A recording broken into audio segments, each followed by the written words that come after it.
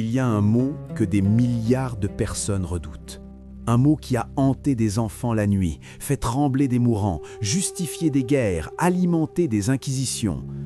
Un mot gravé dans la mémoire collective de l'Occident comme une brûlure que l'on ne peut pas effacer. L'enfer. Et pourtant, si je vous dis que ce mot n'apparaît presque pas dans votre Bible, que le feu éternel, le diable aux fourches, les âmes hurlant dans les ténèbres, cette image que vous connaissez, elle ne vient pas des textes que vous croyez. Que la Bible originale, celle d'avant les traductions, parle de 4 réalités complètement différentes, que 2000 ans d'histoire ont fondu en une seule et que cette fusion a peut-être tout changé à votre compréhension de Dieu. Ce n'est pas une attaque contre la foi, c'est une invitation à lire ce qui est vraiment écrit. Alors, posons la question honnêtement. D'où vient l'enfer? Et d'abord, de quoi la Bible parle-t-elle vraiment? Remontons aux sources. Quand un Hébreu de l'Antiquité mourait, n'importe quel Hébreu, le juste comme le méchant, le roi comme le mendiant, il allait dans un lieu, un seul lieu, un lieu dont le nom en hébreu est Sheol. Le Sheol. Répétez ce mot, parce que c'est lui qui se cache derrière le mot « enfer » dans une grande partie de vos traductions de l'Ancien Testament. Et le Sheol n'est pas l'enfer, pas du tout.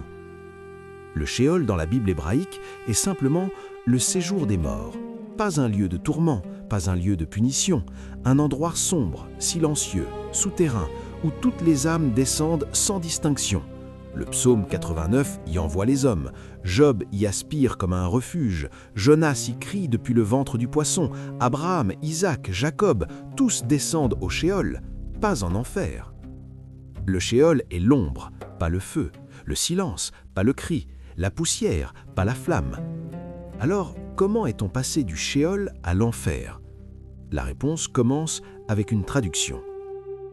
Pas le cri, la poussière, pas la flamme. Alors, comment est-on passé du Sheol à l'enfer? La réponse commence avec une traduction. Quand les Juifs d'Alexandrie ont traduit la Bible hébraïque en grec, ce qu'on appelle la Septante, vers 250 avant Jésus-Christ, ils ont traduit Sheol par un mot grec, Hadès. Et là, quelque chose de décisif se produit. Parce que Hadès n'est pas un mot neutre. Hadès est un dieu. Hadès est le royaume des morts de la mythologie grecque, un monde souterrain avec ses propres géographies, ses propres règles, ses propres zones de tourment pour les méchants. En traduisant Sheol par Hadès, les traducteurs ont fait entrer la cosmologie grecque dans le texte sacré hébreu. Ce n'était pas un mensonge, c'était une tentative de trouver un équivalent culturel, mais c'était une porte. Et par cette porte, des siècles d'imagination grecque allaient s'engouffrer dans la théologie biblique. Hadès apparaît dans le Nouveau Testament. Jésus lui-même l'utilise. Dans la parabole du riche et de Lazare, le riche meurt et se retrouve en Hadès. Là, il souffre. Là, il voit Lazare dans le sein d'Abraham. C'est l'un des textes les plus cités pour justifier l'image de l'enfer traditionnel. Mais attention, Jésus raconte une parabole, un récit imagé. Utilise-t-il la cosmologie grecque comme cadre narratif pour son auditoire grec? Oui. Est-ce une description littérale de la géographie de l'au-delà? Les théologiens se disputent cette question depuis 20 siècles. Ce qui est certain, Hadès dans le Nouveau Testament n'est pas le mot final, parce qu'il y a un troisième mot. Et celui-là, Jésus l'utilise lui-même en araméen en parlant à des Juifs de Palestine. Ce mot est « Géhen ». Géhen. Ce mot vient d'un lieu réel, un lieu géographique, une vallée au sud-ouest de Jérusalem, la vallée de Hinnom en hébreu, Gé-Hinnom, devenue en grec Géhen. Et cette vallée avait une histoire sombre. C'est là que des rois d'Israël, aux heures les plus noires de leur apostasie, avaient fait passer leurs enfants par le feu en sacrifice à Moloch. C'est là que le prophète Jérémie avait annoncé le jugement le plus terrible sur Jérusalem. Et à l'époque de Jésus, selon certains historiens, c'était la décharge publique de Jérusalem, un lieu où le feu ne s'éteignait jamais, où les cadavres des condamnés étaient jetés, où les vers ne mouraient pas. Quand Jésus dit, et il le dit 11 fois dans les évangiles, « Crevez celui qui peut perdre l'âme et le corps dans la géhenne », il parle à des gens qui connaissent cette vallée, qui peuvent la montrer du doigt.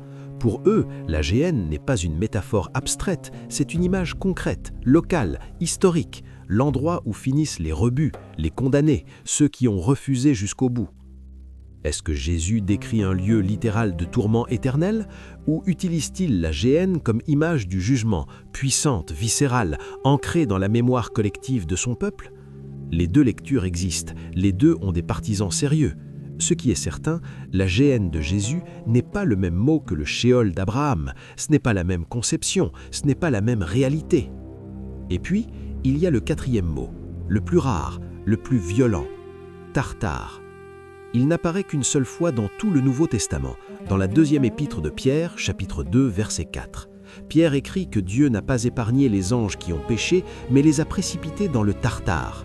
Tartare, un mot emprunté directement de la mythologie grecque, désignant le plus profond abîme du monde souterrain, en dessous même du royaume d'Hadès, là où Zeus avait enchaîné les titans. Pierre n'utilise ce mot que pour les anges déchus, pas pour les humains, pas pour les pécheurs ordinaires, pour des êtres célestes qui ont transgressé d'une façon que le texte ne détaille pas complètement. Une seule occurrence, un seul groupe, et pourtant, ce mot aussi a alimenté l'imaginaire de l'enfer chrétien. 4 mots donc: Sheol, le séjour silencieux des morts; Hadès, la version grecque, plus colorée, plus dramatique; Géhenne, la vallée réelle, l'image du jugement radical; Tartare, l'abîme des anges rebelles. 4 réalités distinctes, 4 contextes différents, 4 auteurs différents, parlant à 4 publics différents, avec 4 intentions différentes. Et la traduction latine de la Bible, la Vulgate de Saint Jérôme au IVe siècle, a traduit tout cela par un seul mot: Infernum, l'enfer. Ce n'est pas une conspiration, c'est une simplification. Une simplification qui avait du sens dans un monde où l'on voulait rendre la Bible accessible en latin, mais une simplification qui a effacé des nuances que 2000 ans d'histoire et de théologie collective ont transformées en certitude. Dante a fait de reste. Sa Divine Comédie, écrite au XIVe siècle, un chef-d'œuvre littéraire absolu, a donné à l'enfer une géographie, une architecture, une population. Ce n'est pas la Bible, c'est de la littérature, mais pendant des siècles, pour des millions de personnes, l'image de Dante est devenue plus réelle que le texte lui-même. Alors, que croire? Que dit vraiment la Bible sur ce qui attend les humains après la mort? La réponse honnête est: les textes ne parlent pas d'une seule voix. Il y a des textes qui parlent d'un feu qui ne s'éteint pas, d'autres qui parlent d'une destruction finale, pas d'un tourment éternel, mais d'une disparition, d'autres encore qui laissent entrevoir une restauration universelle de toute chose. 3 grandes positions théologiques, l'enfer éternel, l'annihilationnisme, l'universalisme, ont chacune des textes bibliques sérieux derrière elles. Chacune a des défenseurs brillants, aucune n'est aussi simple que ce que vous avez peut-être enseigné. Ce qui est certain, c'est ceci: le Dieu de la Bible n'est pas d'abord un juge qui guette nos fautes pour nous précipiter dans les flammes. Il est d'abord, et les textes le répètent avec une insistance presque désespérée, un Dieu qui cherche, qui appelle, qui attend. La peur de l'enfer a peut-être conduit des millions de personnes vers la foi, mais ce n'est peut-être pas la porte que les textes eux-mêmes auraient choisie.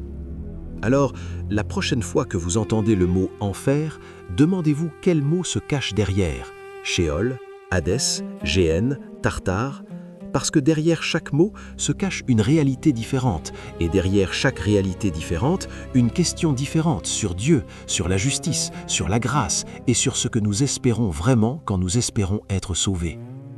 La Bible ne parle presque jamais d'enfer.